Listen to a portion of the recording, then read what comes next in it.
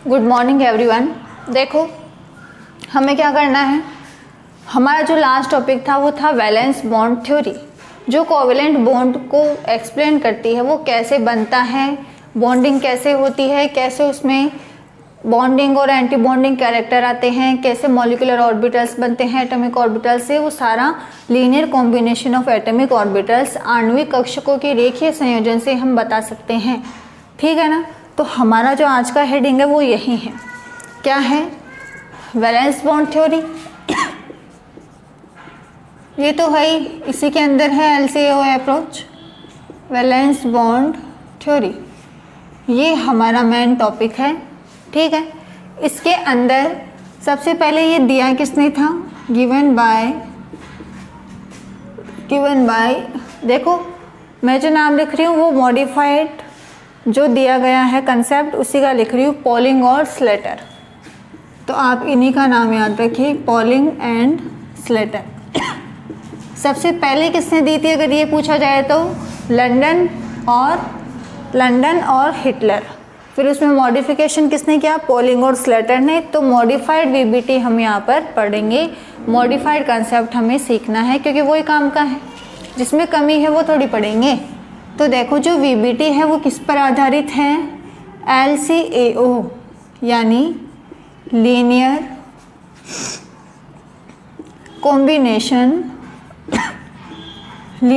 Combination of atomic orbitals. इसे आप ना थोड़ा ध्यान से देखना, ठीक है। अभी तक जो हमने चीज़ें पढ़ी थी वो सारी चीज़ें नॉर्मल वाली थी, नॉर्मल कोवेलेंट बॉन्ड को हमने बनाया, उसके लिए जो जो फैक्टर्स अप्लाई हुए वो सब मैंने आपको बताए। लेकिन अब जो चीज़ें हम पढ़ेंगे वो थोड़ा अच्छे से ध्यान से आपको देखना है। अब ध्यान से आप ये चीज़ देखो कि एटॉमिक ऑर्बिटल्स के लीनियर कॉम्बिनेशन से रेखीय संयोजन से आणविक कक्षकों का निर्माण होता है। परमाणुीय कक्षकों के रेखीय संयोजन से क्या बनते हैं, आणविक कक्षक बनते हैं। सबसे पहले ये चीज़ आपको देखनी है। तो देखो सबसे पहले मैं आपको बॉन्डिंग और एंटी बॉन्डिंग का कंसेप्ट बताऊंगी। ठीक है। देखो मैं बात सबसे पहले कर लेती हूँ किसकी, हाइड्रोजन की। H2 मॉलिक्यूल के थ्रू हम LCAO अप्रोच को कंसिडर करते हुए चलेंगे। ठीक है। इस मॉलिक्यूल को लेके मैं आपको ये कंसेप्ट समझाऊंगी। तो देखो सबसे पहले H2 एक मॉलिक्यूल है, अणु है, जो 2 एटम यानी 2 हाइड्रोजन के संयोजन से बना है। तो मैं क्या कह दूँ, एक H और ये दूसरा H, ये दोनों मिलके क्या बनाते हैं, H2, ये चीज़ कहूँगी। अब ये चीज़ आपको अच्छे से पता है कि जो हाइड्रोजन है उसका जो इलेक्ट्रॉनिक कॉन्फ़िगरेशन है वो 1s1 होता है। ऐसे ही दूसरे हाइड्रोजन का भी क्या होगा भाई, 1s1। देखो छोटा बड़ा बन जाए तो ऐसे मत सोचना एक हाइड्रोजन में पावर कम है दूसरे में ज़्यादा है, दोनों में इक्वल है, वो बनाने में हो सकता है थोड़ा, है ना। ये मैंने हाइड्रोजन बनाए और इन दोनों के पास ही एक एक इलेक्ट्रॉन है। चूँकि हाइड्रोजन का इलेक्ट्रॉन s ऑर्बिटल में रहता है इसलिए मैंने स्फेरिकल फॉर्म में बनाया है और दोनों में एक एक इलेक्ट्रॉन मैंने वहाँ पर दर्शाए हैं। ठीक है। अब मैं ये कह रही हूँ कि इन दोनों एटॉमिक ऑर्बिटल्स में क्या होगी, ओवरलैपिंग होगी, अतिव्यापन होगा। तो भाई करवा दो अतिव्यापन। देखो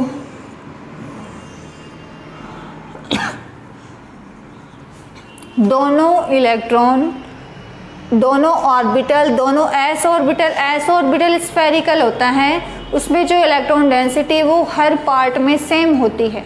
ठीक है। तो दोनों s ऑर्बिटल आपस में मिक्स हो जाएंगे, क्या कर लेंगे, हमेशा s ऑर्बिटल के संयोजन से हमेशा सिग्मा बॉन्ड बनता है, हमेशा सिग्मा बॉन्ड बनता है जब s ऑर्बिटल आपस में अतिव्यापन करते हैं। क्योंकि आपको बहुत ही अच्छे से ये चीज़ पता होगी, 11th-12th में आप पढ़े होंगे कि जो पाई बॉन्ड है वो समपार्श्विक अतिव्यापन से बनता है और जनरली p ऑर्बिटल उसमें भाग लेते हैं। s ऑर्बिटल कभी भी नहीं बनाते क्योंकि s ऑर्बिटल होता ही स्फेरिकल है, तो भाई समपार्श्विक अतिव्यापन कहाँ से करेगा, उसमें हमेशा एक्सियल ओवरलैपिंग होती है। ठीक है। तो हमेशा सिग्मा बॉन्ड बनता है जब दो s ऑर्बिटल आपस में अतिव्यापन करते हैं। ठीक है, ओके, अतिव्यापन हो गया। अब अतिव्यापन के बाद हमारे पास दो कंडीशन आती हैं, या तो इन दोनों में हो बॉन्डिंग। ध्यान से देखना, या तो ये चीज़ हुई हो कि दोनों s ऑर्बिटल में बॉन्डिंग हो जाए, ठीक है, या फिर इन दोनों s ऑर्बिटल में एंटी बॉन्डिंग हो जाए। ये दोनों चीज़ें पॉसिबल है। ओके, तो जब बॉन्डिंग होती है तो बॉन्डिंग मॉलिक्यूलर ऑर्बिटल बनता है, जब एंटी बॉन्डिंग होती है तो एंटी बॉन्डिंग मॉलिक्यूलर ऑर्बिटल बनता है। अब ध्यान से देखो, जब बॉन्डिंग होगी तो ऑर्बिटल कुछ ऐसे बनेगा। देखो, जब बॉन्डिंग होती है दोनों s ऑर्बिटल में तो कुछ इस तरह से आपको स्ट्रक्चर देखने को मिलती है। ठीक है, ये है बॉन्डिंग मॉलिक्यूलर ऑर्बिटल, बंदी आणविक कक्षक। ओके, लेकिन जब एंटी बॉन्डिंग होती है, तो क्या होता है भाई, देखो s ऑर्बिटल में जो पॉजिटिव चार्ज होता है वो पूरे स्फेरिकल में, पूरे स्फीयर में इक्वली डिस्ट्रीब्यूटेड रहता है। तो पॉजिटिव नेगेटिव यानी एंटी बॉन्डिंग जब होगी तो मेरे पास देखो ये वाली सिचुएशन आ जाएगी, इनमें होगी एंटी बॉन्डिंग और इस तरह से आपको ये दोनों ऑर्बिटल अलग अलग दिखेंगे। यहाँ तो इनका अतिव्यापन हो के बॉन्ड बन गया, लेकिन वहाँ बॉन्ड नहीं बना है क्योंकि उनमें क्या हो रही है, एंटी बॉन्डिंग। समझ रहे हो ना, यहाँ क्या हो रही है, एंटी बॉन्डिंग। ये है एंटी बॉन्डिंग मॉलिक्यूलर ऑर्बिटल। अब कैसे बॉन्डिंग होती है, कैसे एंटी बॉन्डिंग होती है, वो हम वेव फंक्शन की हेल्प से डिफाइन करेंगे। वेव फंक्शन की हेल्प से हम ये देखेंगे कि कैसे बॉन्डिंग मॉलिक्यूलर ऑर्बिटल बनता है और कैसे एंटी बॉन्डिंग मॉलिक्यूलर ऑर्बिटल बनता है। ध्यान से देखो, ध्यान से देखो, देखो भाई देखो, ध्यान से देखो। देखो इधर मैंने एक एटम का, दो हाइड्रोजन है ना, तो एक एटम का वेव फंक्शन मैंने ये ले लिया है तरंग फलन, क्योंकि LCAO तरंग फलन जो वेव मैकेनिक्स है उसी पर आधारित है, इसलिए मैं यहाँ पर वेव फंक्शन की हेल्प से LCAO अप्रोच को डिफाइन कर रही हूँ क्योंकि ये इसी वेव फंक्शन पर आधारित है। अब ध्यान से देखो कि एक था, ऐसे ही मैंने दूसरा ले लिया, छोटा बड़ा बना रही हूँ क्योंकि मेरे पास जगह आगे नहीं बचेगी, है ना। ध्यान से ये चीज़ देखो, यहाँ पॉजिटिव है, यहाँ नेगेटिव, पॉजिटिव नेगेटिव। अगर मुझे बॉन्डिंग मॉलिक्यूलर ऑर्बिटल बनाना है तो आपको भी ये चीज़ बहुत ही अच्छे से पता है भाई कि जब p ऑर्बिटल बनता है, जब p ऑर्बिटल की बात हम करते हैं, ध्यान से देखो, जब मैं बॉन्डिंग p ऑर्बिटल में करवाती हूँ तो पॉजिटिव को पॉजिटिव से मिलाती हूँ, नेगेटिव को नेगेटिव से मिलाती हूँ, तब मुझे जाके वहाँ पर बॉन्डिंग मॉलिक्यूलर ऑर्बिटल मिलता है। अगर पॉजिटिव नेगेटिव से मिलेगा तो एंटी बॉन्डिंग होगी, जैसे वहाँ हो रही थी ना, s ऑर्बिटल में पॉजिटिव चार्ज इक्वली डिस्ट्रीब्यूटेड होता है और मैंने वहाँ नेगेटिव लिख दिया, मतलब वहाँ एंटी बॉन्डिंग हो रही है, तो वहाँ पर बॉन्ड नहीं बनेगा। ठीक है, एंटी बॉन्डिंग ऑर्बिटल बन गया। तो देखो, अगर मुझे बॉन्डिंग मॉलिक्यूलर ऑर्बिटल बनाना है तो मुझे पॉजिटिव के साथ पॉजिटिव को ओवरलैप करना पड़ेगा, नेगेटिव के साथ नेगेटिव को, पॉजिटिव के साथ पॉजिटिव, नेगेटिव के साथ नेगेटिव। इसके वेव फंक्शन को मैंने बोल दिया psi2। देख रहे हो ना ध्यान से, इसके वेव फंक्शन को मैंने कह दिया है psi2। अब ध्यान से ये सुनो, मैंने इसका जो एम्पलीट्यूड है उसको a मान लिया और इसके एम्पलीट्यूड को भी मैंने a बोल दिया। तो जब इन दोनों में ओवरलैपिंग होगी, पॉजिटिव पॉजिटिव से जब ओवरलैपिंग करता है तो आपको अच्छे से पता है क्या होती है, बॉन्डिंग होती है। तो बॉन्डिंग होगी तो जो नया वेव फंक्शन आपके पास आएगा, psi1 और psi2 के संयोजन से जो नया वेव फंक्शन आपके पास आएगा वो ये होगा, क्या देखो, जो नया वेव फंक्शन आएगा ध्यान से देखना, कुछ ऐसा आएगा क्या, ये वाला आएगा क्या, दिख रहा है ना आपको ध्यान से, ये वेव फंक्शन आपको मिलेगा।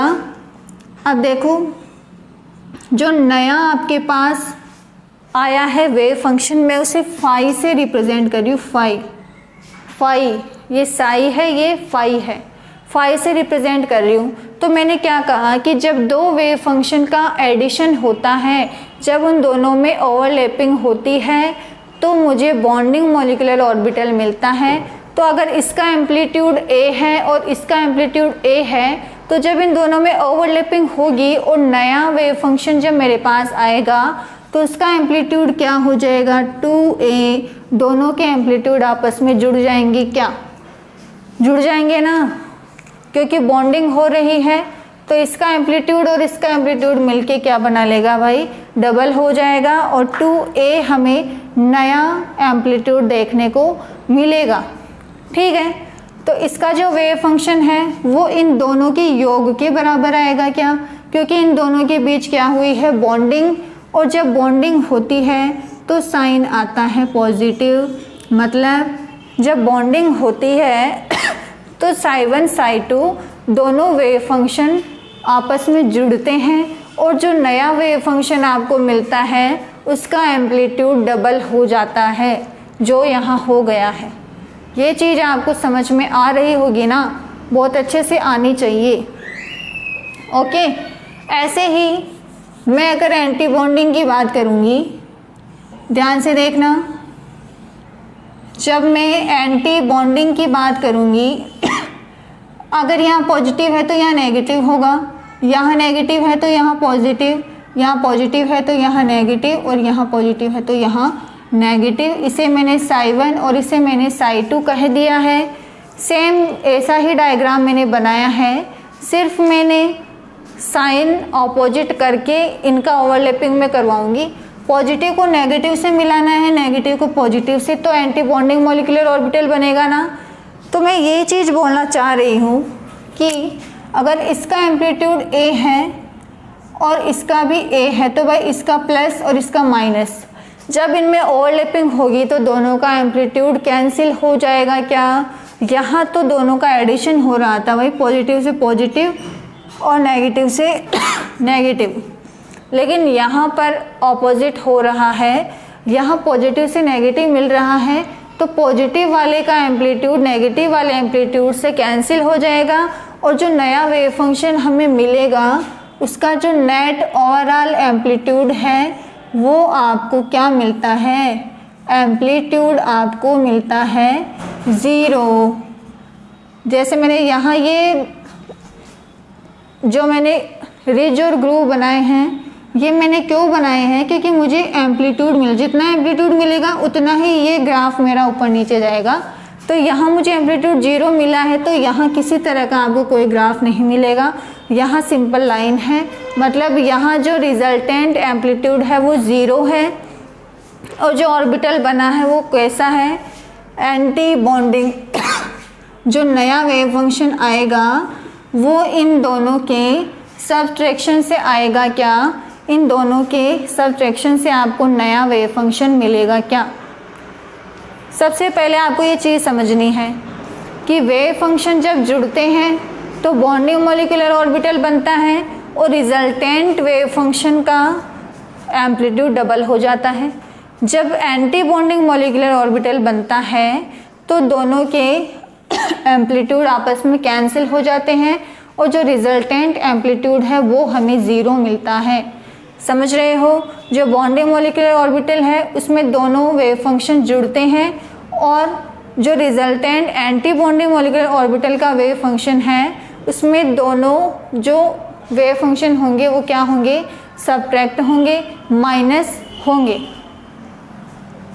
ये चीज़ आपको समझ में आ गई होगी ना, ठीक है।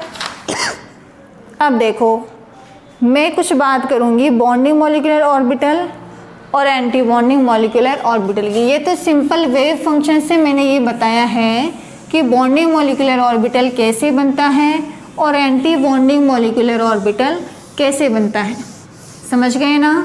अब हम सिंपल क्या बात करेंगे कि बॉन्डिंग मॉलिक्यूलर ऑर्बिटल की प्रॉपर्टी क्या होती है और एंटी बॉन्डिंग की प्रॉपर्टी क्या होती है। देखो ये बॉन्डिंग मॉलिक्यूलर ऑर्बिटल है, ये एंटी बॉन्डिंग मॉलिक्यूलर ऑर्बिटल है। इनकी प्रॉपर्टीज़ की मैं बात कर रही हूँ तो सबसे पहले फर्स्ट प्रॉपर्टी ये कहती है कि जो बॉन्डिंग मॉलिक्यूलर ऑर्बिटल है वो कैसे बनता है, bye linear combination of atomic orbitals, यही तो था, linear combination of atomic orbitals, ठीक है। और ये कब बनते हैं, व्हेन वेव फंक्शन एडेड, जब वेव फंक्शन जुड़ते हैं तो बॉन्डिंग मॉलिक्यूलर ऑर्बिटल का निर्माण होता है। ये लाइन हमने यहाँ पर लिखी है, इसका जस्ट उल्टा एंटी बॉन्डिंग में आ जाएगा। क्या आ जाएगा, ये लाइन तो सेम है भाई दोनों, bye linear combination of atomic orbitals when wave function subtract, when wave function subtract, जब वेव फंक्शन को आप माइनस करोगे तो बनने वाला जो मॉलिक्यूलर ऑर्बिटल है वो क्या होगा, एंटी बॉन्डिंग, ठीक है। फर्स्ट प्रॉपर्टी हमें समझ में आ गई है कि जो एटॉमिक ऑर्बिटल्स है उनके संयोजन से क्या होता है, लीनियर कॉम्बिनेशन से हमें क्या मिलते हैं भाई, हमें मिलते हैं एटॉमिक ऑर्बिटल्स। अगर वेव फंक्शन जुड़ते हैं तो हमें मिलता है बॉन्डिंग मॉलिक्यूलर ऑर्बिटल, और अगर वेव फंक्शन क्या होते हैं, सब्ट्रैक्ट होते हैं तो हमें मिलता है एंटी बॉन्डिंग मॉलिक्यूलर ऑर्बिटल। ये चीज़ समझ में आ गई होगी ना, ठीक है। अब नेक्स्ट देखो सेकंड पॉइंट क्या है, एनर्जी वेट इंक डाला ही है तो अजीब हो गया ये।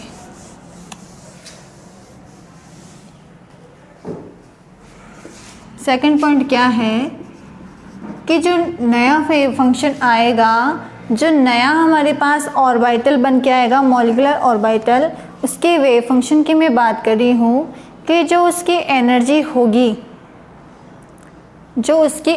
होगी वो लेस होगी, किससे कम होगी, किससे, लेस देन उन ऑर्बिटल से जो ऐड होंगे। बॉन्डिंग की बात करें तो कंबाइन होंगे ना, less than combining orbital.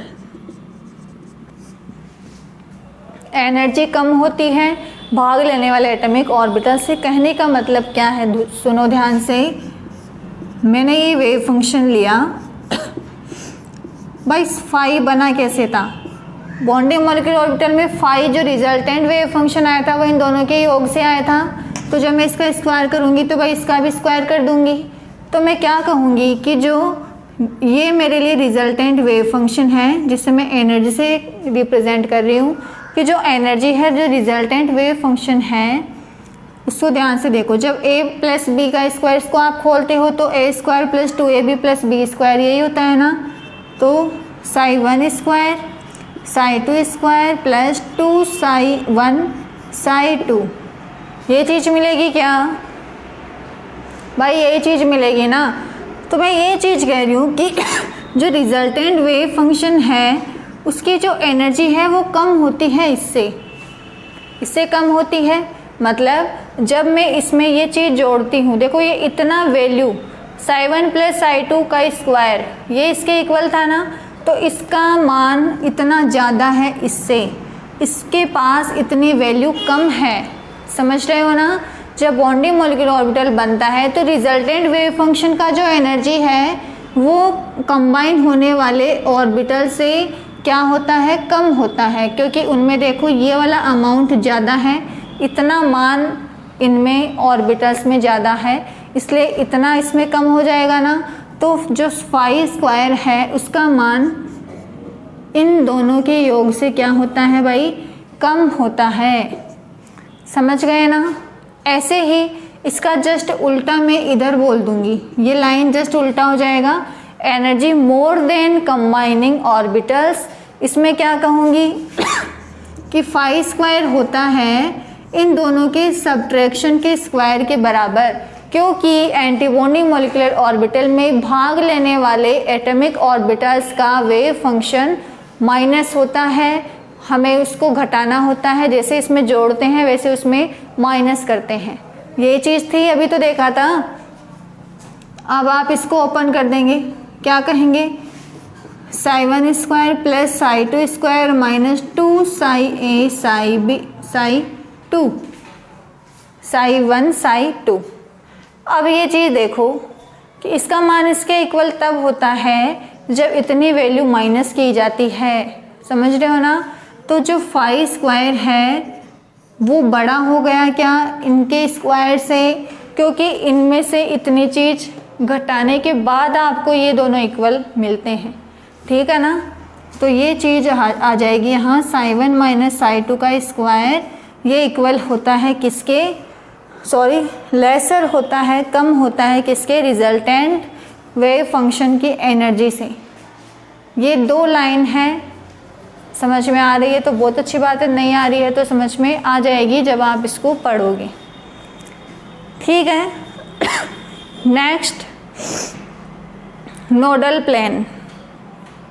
Nodal plane की बात मैं कर रही हूँ, ध्यान से देखना। नोडल प्लेन क्या होता है वो भी पता होना बहुत ज़रूरी है। देखो नोडल प्लेन, मैंने H2 का एग्जाम्पल लिया था ना, तो जब बॉन्डिंग मॉलिक्यूलर ऑर्बिटल बना था वो कुछ ऐसा था, याद है ना, अभी बनाया था। ऐसे ही जो एंटी बॉन्डिंग मॉलिक्यूलर ऑर्बिटल बना था वो कुछ ऐसा था। समझ रहे हो। ये बॉन्डिंग मॉलिक्यूलर ऑर्बिटल था, ये एंटी बॉन्डिंग मॉलिक्यूलर ऑर्बिटल था। तो नोडल प्लेन वो होता है जहाँ नोड हो, नोड होगी तो नोडल प्लेन होगा। ठीक है। अब ध्यान से मेरी बात ये आप सुनो कि नोडल प्लेन वहाँ होता है जहाँ नोड हो। एस ऑर्बिटल में नोड होती है क्या, एस ऑर्बिटल होता है स्फेरिकल, जिसके हर पार्ट में इलेक्ट्रॉन डेंसिटी इक्वली डिस्ट्रीब्यूटेड होती है। तो एस ऑर्बिटल में कोई नोड नहीं होती क्योंकि वो स्फेरिकल है। अब पी ऑर्बिटल की मैं बात कर रही हूँ, ध्यान से सुनो। पी ऑर्बिटल देखो कोई छोटा बड़ा नहीं होता, वही बनने में बनता है, ये बन जाता है, छोटा बड़ा होता नहीं है। देखो पी ऑर्बिटल में ये होता है, एक लोब पॉजिटिवली चार्ज होती है, दूसरी नेगेटिवली। अब पॉजिटिव का मतलब ये नहीं है यहाँ इलेक्ट्रॉन कम है और जहाँ नेगेटिव है वहाँ इलेक्ट्रॉन ज़्यादा है, ऐसा नहीं होता। पॉजिटिव नेगेटिव है ऑर्बिटल का डायरेक्शनल नेचर। कहने का मतलब ये है, जैसे मान लो मेरे पास मान लो दो पी ऑर्बिटल है, ये दोनों पी ऑर्बिटल है, दोनों का मान लो, मान रहे हो, ओके। ये पॉजिटिव है और ये भी पॉजिटिव है, ये दोनों नेगेटिव है। ठीक है। जब मुझे पाई बॉन्ड बनाना होगा तो दोनों में इस तरह से ओवरलैपिंग करवा दूंगी, बन जाएगा पाई बॉन्ड।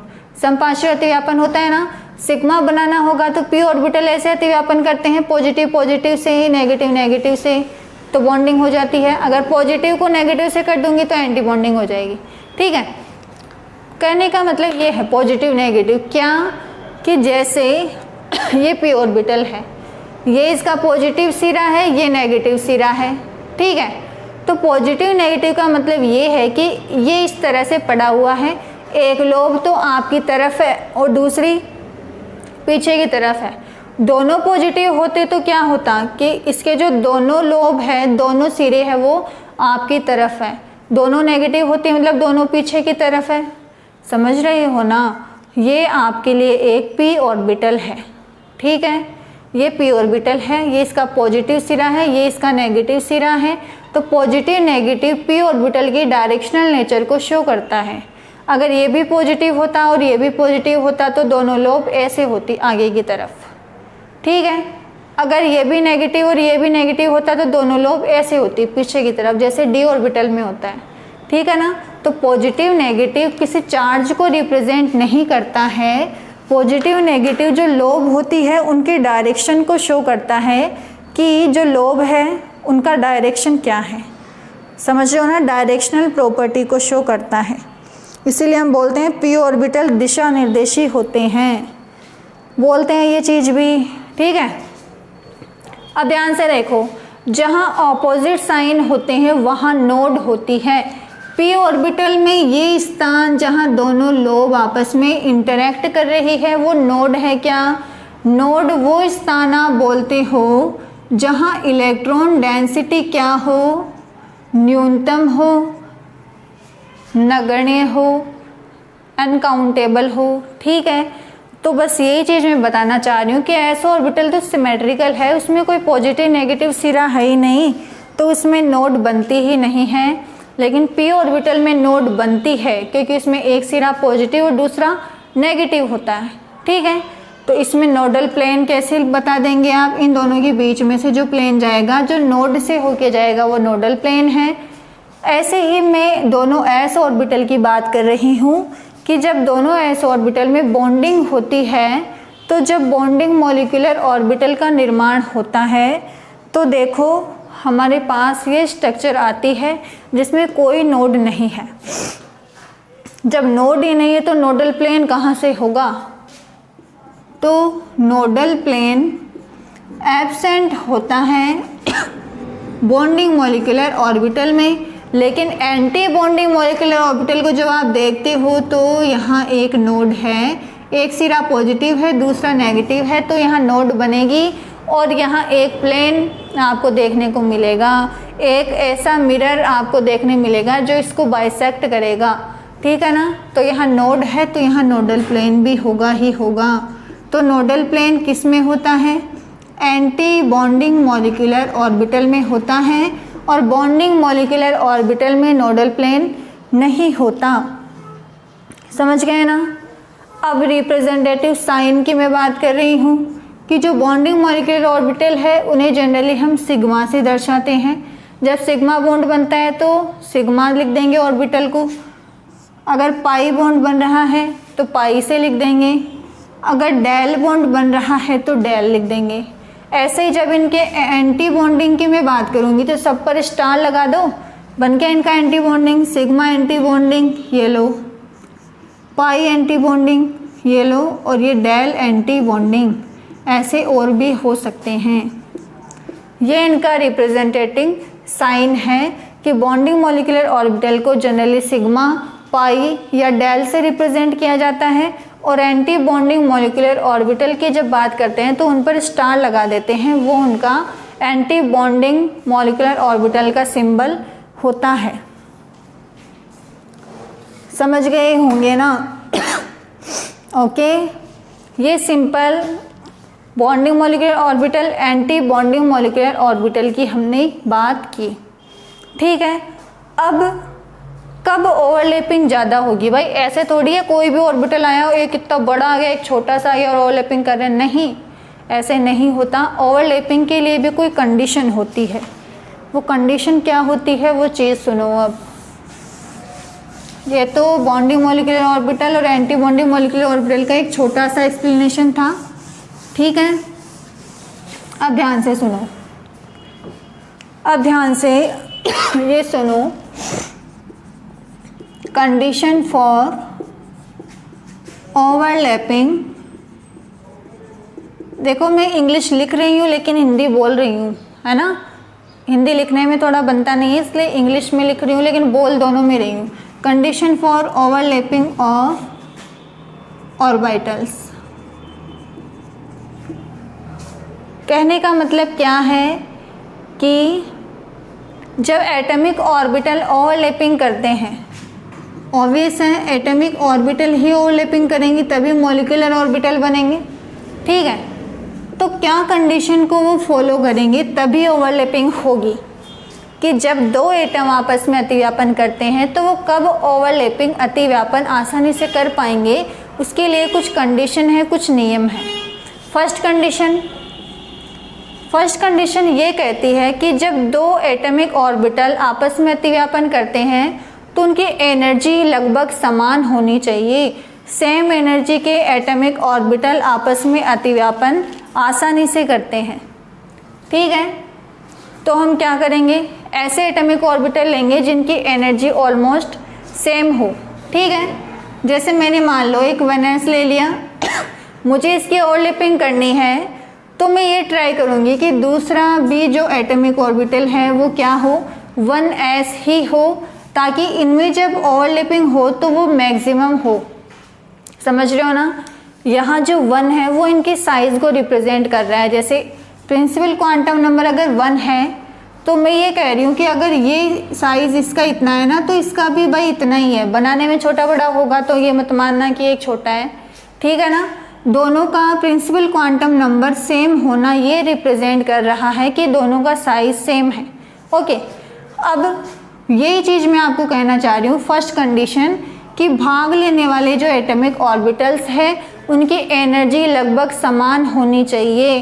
तो दोनों 1s ले लो या दोनों 2s ले लो, ठीक है, 3s ले लो, कोई भी आप एटॉमिक ऑर्बिटल ले लो, या फिर 2p ले लो।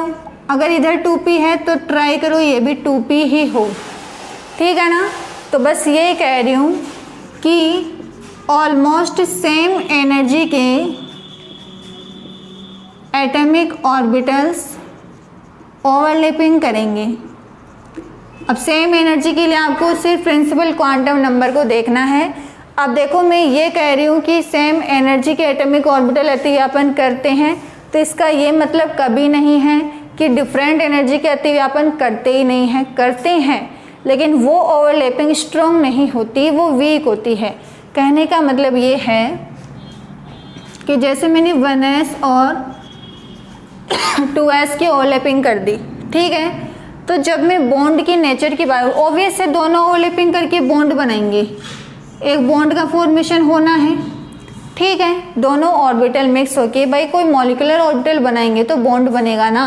एक एटम ये रहा, दूसरा एटम ये रहा, दोनों मॉलिक्यूल बनाएंगे ना। तो जब मॉलिक्यूल बनेगा तो देखो इसका प्रिंसिपल क्वांटम नंबर 1 है और इसका 2 है, तो दोनों की एनर्जी भी अलग अलग होगी। एक की एनर्जी कम होगी और एक की ज़्यादा होगी, तो जो अतिव्यापन है वो उतना इफेक्टिव नहीं होगा, तो जो बॉन्ड है वो वीक होगा। बॉन्ड भी क्या बनेगा, वीक बनेगा, लेकिन इनमें बॉन्ड स्ट्रॉन्ग बनेगा। अब अगर मैं इनकी बॉन्ड स्ट्रेंथ की बात करूं, ठीक है, देखो 1s ओवरलैपिंग करेंगे, स्ट्रॉन्ग बनेगा, ये भी स्ट्रॉन्ग, ये भी और ये भी। अब मैं इन तीनों को कंपेयर करती हूँ जिनमें 1s 2s और 3s ऑर्बिटल भाग ले रहे हैं। तो प्रिंसिपल क्वांटम नंबर ऑर्बिटल की साइज़ को बताता है। ठीक है, तो जो n की वैल्यू 1 है मतलब उस ऑर्बिटल का साइज सबसे छोटा है, तो साइज जितना छोटा होगा अतिव्यापन उतना ही ज़्यादा होगा। ठीक है, 2s आ गया मतलब साइज थोड़ा सा बढ़ गया होगा, 3s आ गया तो साइज और ज़्यादा बढ़ गया होगा। तो ओवरलैपिंग तो इनमें होगी, लेकिन जब मैं इन तीनों को आपस में कंपेयर करूँगी तो सबसे ज़्यादा ओवरलैपिंग ऊपर वाले में होगी, क्योंकि उसका साइज सबसे छोटा है। ओवरलैपिंग डिक्रीज, जैसे जैसे मैं सिर्फ इन तीनों की बात कर रही हूँ अभी, ठीक है ना, तो मैं क्या कह रही हूँ कि जैसे जैसे ऑर्बिटल का साइज बढ़ता जाएगा उनमें जो ओवरलैपिंग है वो कम होती जाएगी, और ओवरलैपिंग कम होगी तो बॉन्ड क्या बनेगा, वीक बनेगा।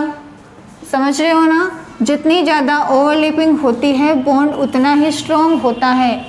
तो जैसे जैसे मैं नीचे जाऊंगी, यानी ये वाला बॉन्ड इन तीनों में जब बात करूंगी तो सबसे स्ट्रॉन्ग होगा first, then second, then third. ये ओवरलैपिंग का कंसेप्ट है कि ओवरलैपिंग के लिए ओवरलैप होने वाले एटॉमिक ऑर्बिटल्स की जो एनर्जी है वो लगभग समान होनी चाहिए।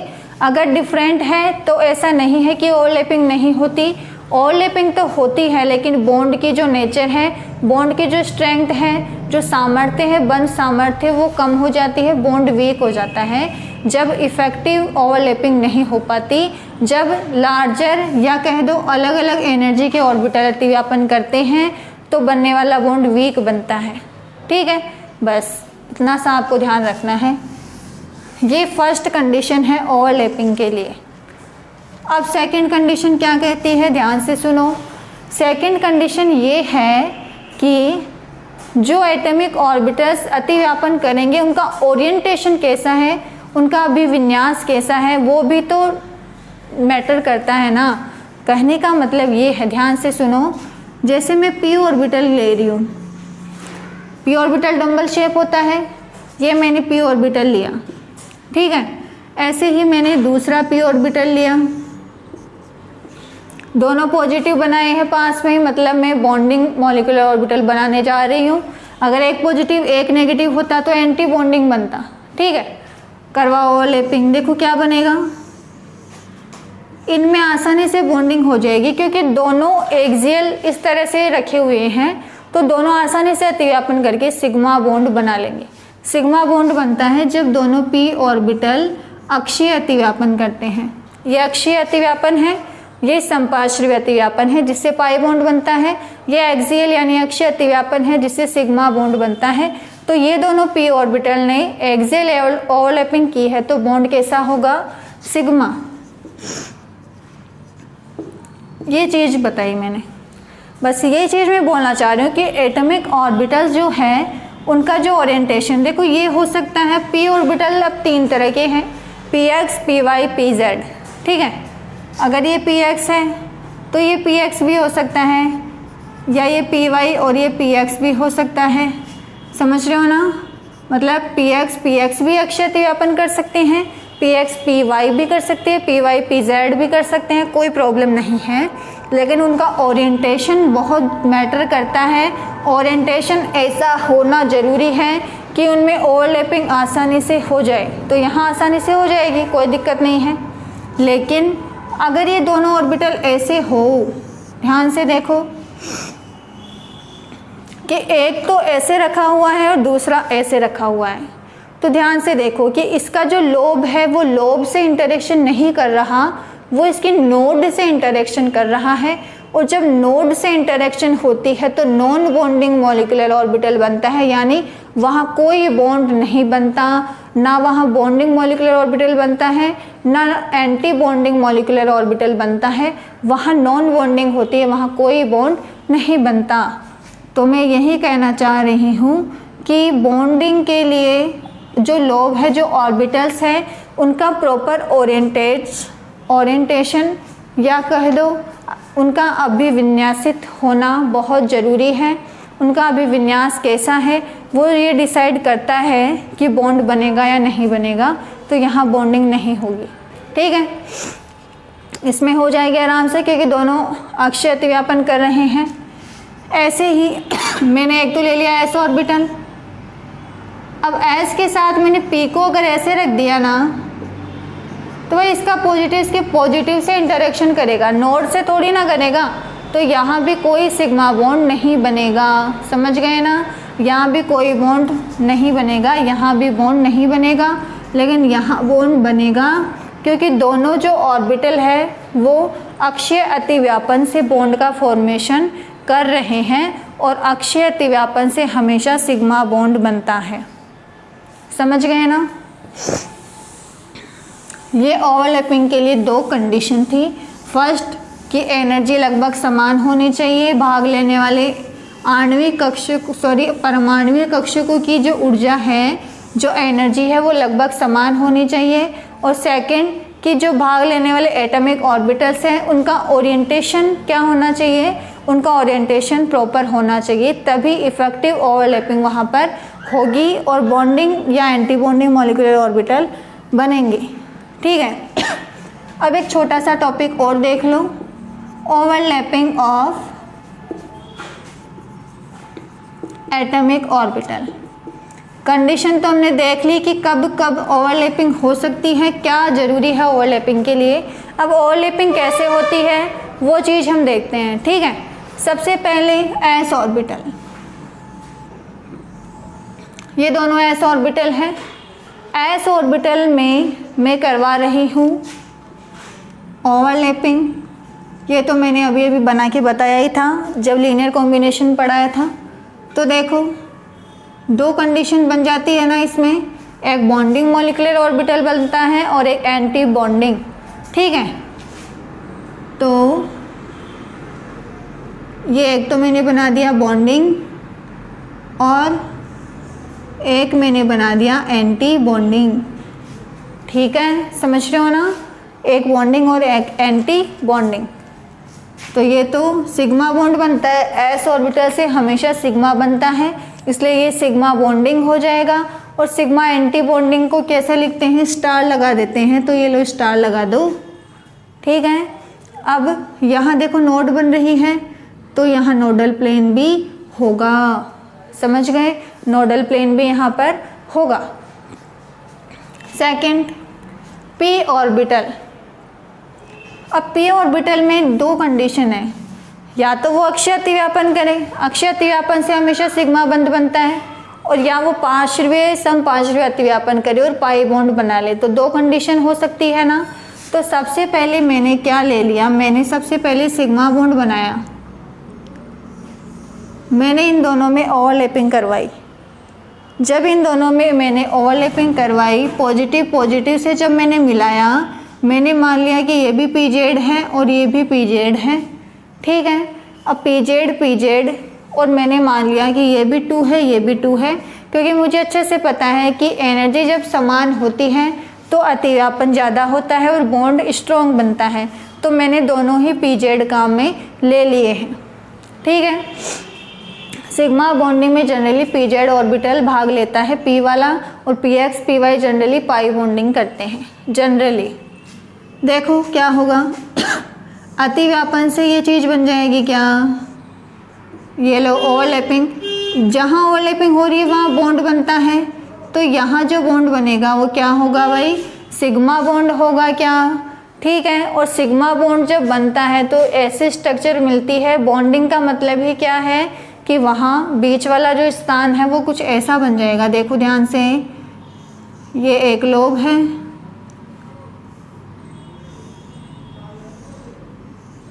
ये दोनों का नेगेटिव और बीच में दोनों का पॉजिटिव आपस में मिक्स होकर क्या बना रहा है, बॉन्ड बना रहा है, ठीक है।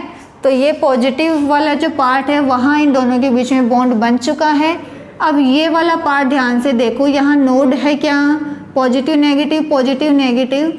तो मैं ये चीज़ कहना चाह रही हूँ कि जब पी ऑर्बिटल सिग्मा बॉन्ड बनाते हैं तो उनमें नोडल प्लेन कितने होते हैं, 2, वहाँ नोडल प्लेन होते हैं, दिख रहे हैं ना, 2 है। अब एंटी बॉन्डिंग करते हैं इनमें, ठीक है। अगर एक 2pz, इसका तो पॉजिटिव सिरा और दूसरे 2pz का नेगेटिव सिरा अगर भाग ले ले, आपको अच्छे से पता है एंटी बॉन्डिंग मॉलिक्यूलर ऑर्बिटल बनने वाला है, ओवरलैपिंग होगी इनमें दोनों में, करवा दो ओवरलैपिंग। अब जो ओवरलैपिंग होगी उसमें कैसे स्ट्रक्चर होगी, देखो बॉन्ड नहीं बन रहा है, अब एंटी बॉन्डिंग हो रही है, और जब एंटी बॉन्डिंग होती है तो नोड बनती है। देखो ध्यान से, ये चीज़ हो जाएगी, ये इसका पॉजिटिव, ये इसका नेगेटिव, और ये बीच में क्या आ जाएगी, नोड, यानी कि नोडल प्लेन। समझ रहे हो ना, ये तो था सिग्मा बॉन्ड, तो ये तो था सिग्मा 2pz, और ये सिग्मा स्टार 2pz, क्योंकि एंटी बॉन्डिंग है तो स्टार लगाना पड़ेगा, ठीक है। अब ऐसे ही पाई बॉन्ड भी देख लो, एक ऑर्बिटल ये ले लिया मैंने और एक ये ले लिया। ये हो सकता है 2px हो और ये हो सकता है 2py हो, या ये 2py हो और ये 2px हो, या दोनों 2px भी हो सकते हैं, ठीक है, मुझे बताने की ज़रूरत नहीं है। अब इन दोनों में बॉन्डिंग अगर होगी तो पॉजिटिव से मिलेगा और नेगेटिव से मिलेगा, तभी बॉन्डिंग होगी भाई। देखो बॉन्डिंग हुई थी, यहाँ एंटी बॉन्डिंग हुई थी, ठीक है ना। तो पॉजिटिव से अगर मिलता है तो बॉन्डिंग होती है, मतलब बॉन्डिंग मॉलिक्यूलर ऑर्बिटल को ऐसे डिफाइन कर दूंगी क्या मैं, ये स्थान जहाँ दोनों लोब मिल रही है वहाँ बॉन्ड बन रहा है, समझ रहे हो ना, जहाँ दोनों लोब मिल रही है वहाँ बॉन्ड फॉर्मेशन हो रहा है। तो जब बॉन्डिंग होती है p ऑर्बिटल्स में तो पाई बॉन्ड बनता है, और देखो हमें ऐसे स्ट्रक्चर देखने को मिलती है जब पाई बॉन्ड बनता है। तो पाई बॉन्ड ऐसे होता है ना, डबल बॉन्ड बन जाता है। और पाई बॉन्ड जब बनता है तो एक लोब ऊपर होती है और एक नीचे होती है, एक पॉजिटिव है एक नेगेटिव है, इसलिए यहाँ भी नोडल प्लेन होता है। ये रहा इसका नोडल प्लेन, दिख रहा होगा आपको, ये नोडल प्लेन है इसका। ओके, ये 2px 2py जो भी ऑर्बिटल भाग ले रहे हैं, ये जो बॉन्डिंग कर रहे हैं वो पाई बॉन्डिंग है। ये आपको समझ में आ रही है अच्छे से, क्योंकि समपार्श्विक अतिव्यापन हो रहा है, ठीक है ना। तो मैं अगर दोनों 2py भाग लेंगे तो मैं से कहूँगी पाई 2py, अगर दोनों px भाग लेंगे तो मैं से कहूँगी पाई 2px। ये बॉन्डिंग है इसलिए मैंने स्टार नहीं लगाया है, क्योंकि बॉन्डिंग हो रही है, पॉजिटिव से पॉजिटिव नेगेटिव से नेगेटिव मिल रहा है। लेकिन अगर यहाँ एंटी बॉन्डिंग हो देखो, अगर यहाँ ये चीज़ होती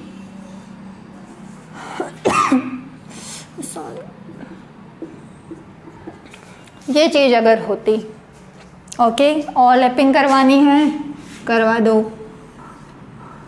ओवरलैपिंग होगी तो आपको बहुत ही अच्छे से ये चीज़ पता है कि अब यहाँ पर एंटी बॉन्डिंग हो रही है, क्योंकि पॉजिटिव से नेगेटिव सिरा मिल रहा है। तो जब दोनों p ऑर्बिटल समपार्श्विक अतिव्यापन करते हैं और एंटी बॉन्डिंग मॉलिक्यूलर ऑर्बिटल बनाते हैं तो उसे कुछ ऐसे रिप्रेजेंट किया जाता है। देखो ये रहा ये इसका पॉजिटिव है, ये इसका नेगेटिव है, समझ रहे हो ना। तो यहाँ जो नोडल प्लेन है वो दो हो सकते हैं, क्या, एक तो ये वाला हो सकता है पॉजिटिव नेगेटिव, एक ये वाला हो सकता है पॉजिटिव नेगेटिव। तो नोडल प्लेन कितने होते हैं, पाई एंटी बॉन्डिंग में नोडल प्लेन होते हैं दो। तो ये 2px भी हो सकता है, ये 2py भी हो सकता है, ये भाग लेने वाले ऑर्बिटल px भी हो सकते हैं, py भी हो सकते हैं, ऐसे ये वाला py भी हो सकता है और px भी हो सकता है। pz ऑर्बिटल अक्ष पर होते हैं इसलिए वो हमेशा सिग्मा बॉन्ड बनाते हैं, ठीक है। pz सिग्मा बॉन्ड में भाग लेते हैं और जो py और px है वो पाई बॉन्ड में भाग लेते हैं। समझ गए ना, सिंपल सा चीज़ है, ध्यान से सुन लो। जब दोनों ऐसे ऑर्बिटल अतिव्यापन करते हैं तो सिग्मा बॉन्ड बनता है। जब बॉन्डिंग होती है तो इस तरह से आपको देखने को मिलता है, जब एंटी बॉन्डिंग होती है तो ये देखने मिलता है। जब आप नोडल प्लेन की बात करते हो तो सिग्मा एंटी बॉन्डिंग में एक नोड होती है जब दोनों ऐसे ऑर्बिटल अतिव्यापन करते हैं। ऐसे ही जब दोनों p ऑर्बिटल अतिव्यापन करते हैं तो बनने वाले बॉन्डिंग मॉलिक्यूलर ऑर्बिटल में दो नोडल प्लेन होते हैं, और जब एंटी बॉन्डिंग होती है दोनों pz में तो एक नोडल प्लेन मिलता है। कैसे मिलता है आपको अच्छे से दिख रहा है। ऐसे ही जब दोनों px या py समपार्श्विक अतिव्यापन करके बॉन्डिंग मॉलिक्यूलर ऑर्बिटल बनाते हैं तो हमें मिलता है क्या, पाई बॉन्डिंग मॉलिक्यूलर ऑर्बिटल, और उसमें नोडल प्लेन होता है एक। और जब एंटी बॉन्डिंग होती है तो हमें नोडल प्लेन मिलते हैं दो, ठीक है ना। तो मैं अब नोडल प्लेन को थोड़ा सा बता रही हूँ कि कब कितने नोडल प्लेन होते हैं। देखो, मॉलिक्यूलर ऑर्बिटल और ये है नोडल प्लेन, ठीक है। मॉलिक्यूलर ऑर्बिटल मैंने क्या लिया, सबसे पहले सिग्मा, यानी मैं इस सिग्मा की बात कर रही हूँ। इसमें नोडल प्लेन कितने हैं भाई, नोड ही नहीं है तो नोडल प्लेन कहाँ से होगा, तो नोडल प्लेन कितना आ जाएगा यहाँ 0, ठीक है।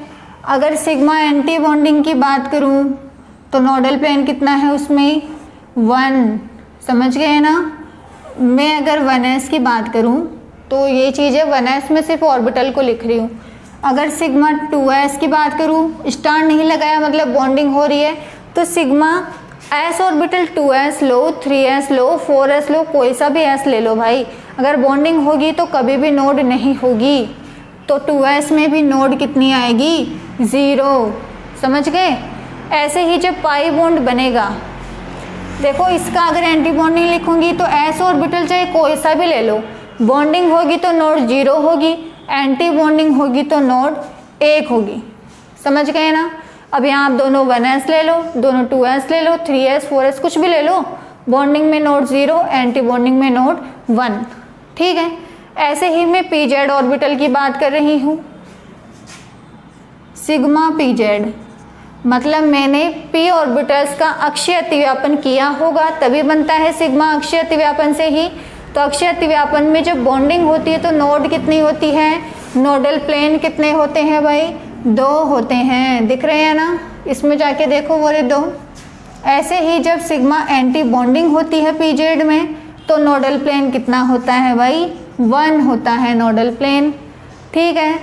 ऐसे ही अगर पाई की मैं बात करूं, पाई 2px या पाई 2py, px ले लो या py ले लो, पाई बॉन्ड बनाते हैं।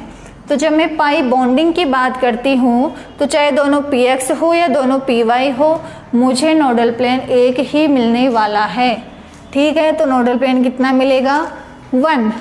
और जब दोनों एंटी बॉन्डिंग करेंगे, यानी जब दोनों px या दोनों py जब एंटी बॉन्डिंग करेंगे तो मुझे नोडल प्लेन कितने मिलेंगे भाई, नोडल प्लेन मुझे मिलेंगे 2। समझ में आ रहा है क्या, नोडल प्लेन किस तरह से डिसाइड किए जाते हैं। ठीक है। तो सबसे पहले आपको ओवरलैपिंग का कंसेप्ट समझ में आना चाहिए कि जो एटॉमिक ऑर्बिटल्स हैं उनकी एनर्जी लगभग समान होनी चाहिए। s ऑर्बिटल हमेशा सिग्मा बॉन्ड बनाते हैं, p ऑर्बिटल सिग्मा और पाई दोनों बना सकते हैं। अक्षीय अतिव्यापन होगा तो सिग्मा और समपार्श्वीय अतिव्यापन होगा तो पाई। नोड और नोडल प्लेन ये सब आपको अच्छे से बता दिया है। ये एक ओवरव्यू है वीबीटी का, बहुत ही इम्पोर्टेंट चैप्टर है, अच्छे से आप इसको पढ़ेंगे। ओके, अच्छे से सारा कुछ आप पढ़ लेंगे। ये आपका बेसिक और ये कह दो केमिस्ट्री का सबसे इम्पोर्टेंट फैक्टर आपने आज कवर किया है। ठीक है। तो बस बाकी का हम नेक्स्ट क्लास में कवर करेंगे। इसको आप अच्छे से पढ़ोगे, इसको रिपीट करोगे, रिवीजन करोगे, सारी चीज़ों को समझने की कोशिश करोगे। ओके, रखते हैं, कल मिलते हैं।